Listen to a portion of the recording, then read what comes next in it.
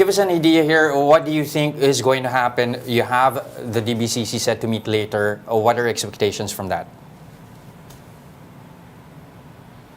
Well, I think the numbers were sort of released early. We do see that the new administration is targeting slower growth this year, and that's to be expected. We have several headwinds facing the economy right now. But after this year, I think they're projecting a faster pickup in growth.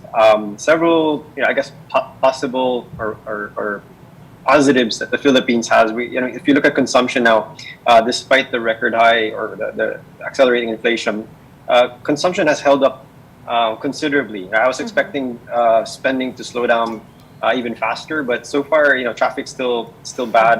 Malls are still packed and restaurants are full. So looks like we're still the revenge spending and the whole demographic dividend still paying off for the Philippines. But yeah, of course, these headwinds that we're facing right now definitely going to slow growth in the second half of this year.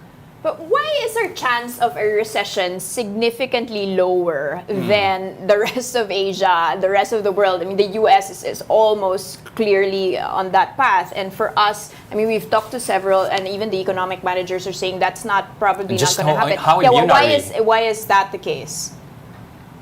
Yeah, I think, well, the BSP came out swinging, I think it was last month, and saying, the chances for stagflation in the Philippines, or a recession for that matter, very, very low. Well, the Philippine economy does have momentum, and as long as you keep the economy open, no lockdowns and the like, I think there's significant momentum. The demographic dividend comes into play. Consumption is still going to be quite healthy.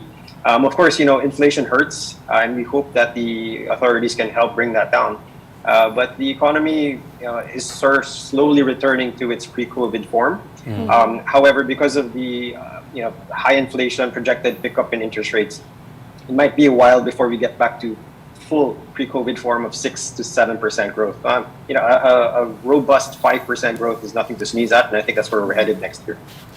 Are you confident that inflation will be peaking this quarter, as per Morgan Stanley or other economists? Especially since we see, but we see commodity prices at the lowest we've seen in months, and even oil, and plus this recession, at least offshore, might be lowering that still. Would that not have an impact, at least here?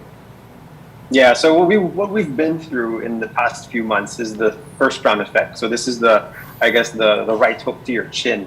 In the next few months, we'll be dealing with the second round effects that have just been very much apparent. Wage hikes, transport fare adjustments. You're hearing firms saying, we haven't been able to pass the increase in cost of production to consumers just yet. And you're going to be sure they're going to be passing that along in the next few months as maybe prices come back. Or a little less apprehension. So second round effects are going to bite us. I think in the second half of the year, I actually have inflation at 7% by November, mainly because these second round effects will come into play. And second round effects, whenever they start to sort of evolve, they sort of infect the rest of the CPI basket. So yes, we got hit by the transport and utility price increases, but in the second half of the year, I'm starting to see more items in the CPI basket become infected with high inflation, as firms are just have no choice but to increase their prices. I mean, when firms have to chuck out a little more for wages, you'll be sure that they're going to be tacking that on their sticker price.